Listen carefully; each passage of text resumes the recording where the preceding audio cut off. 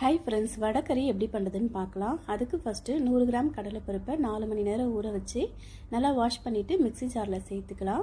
அரை டீஸ்பூன் சோம்பு, 1/4 டீஸ்பூன் உப்பு, 2 காஞ்ச மிளகாய் சேர்த்து கொரப்பான பதத்தில் அரைச்சி எடுத்துக்கலாம். அடுத்து இட்லி தட்டில் அல்லது இந்த மாதிரி பாத்திரத்தில் அரைச்ச கடலைப்பருப்பை சேர்த்துட்டு 10 நிமிஷம் இட்லி பாத்திரத்தில் வச்சு வேக வச்சிடலாம். அடுத்து ஒரு கடாயில் 2 டீஸ்பூன் ஆயில் சேர்த்துக்கலாம். 2 பட்டை, 4 லவங்கம், பிரியாணி இலை 2, கொஞ்சமாக சோம்பு சேர்த்துக்கலாம். எல்லாமே பொரிஞ்சு வரட்டும். அடுத்து 2 பெரிய வெங்காயத்தை நீல வாக்கில் கட் பண்ணி சேர்த்துக்கலாம். சேர்த்துட்டு நல்லா கலந்து விட்டுடலாம். 5 நிமிஷம் வெங்காயம் நல்லா வதங்கட்டும். கண்ணாடி பத அளவு வர வரைக்கும் வெங்காயத்தை வதக்கி எடுத்துக்கலாம். அடுத்து ஒரு தக்காளி, 3 பச்சை மிளகாய் குட்டி குட்டியாக கட் பண்ணி சேர்த்துக்கலாம்.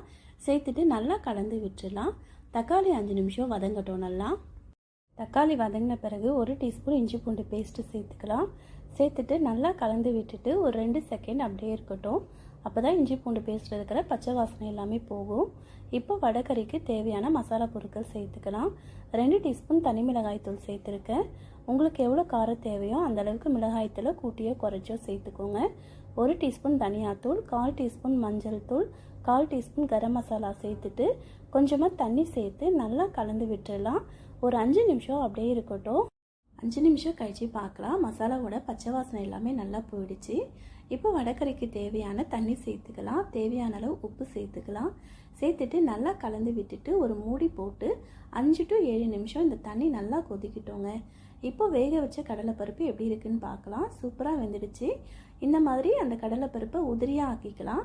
5 நிமிஷம் கழித்து பார்க்கலாம். தண்ணி சூப்பராக கொதிச்சிருச்சு.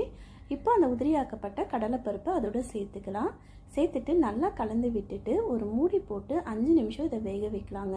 ரொம்ப நேரம் வேகணும்னு அவசியம் இல்லை. ஏன்னா ஏற்கனவே நம்ம கடலைப்பருப்பை வேக வச்சாச்சு. இப்போ மூடி போட்டு 5 நிமிஷம் வச்சிடலாம். 5 நிமிஷம் கழித்து ஓப்பன் பண்ணி பார்க்கலாம்.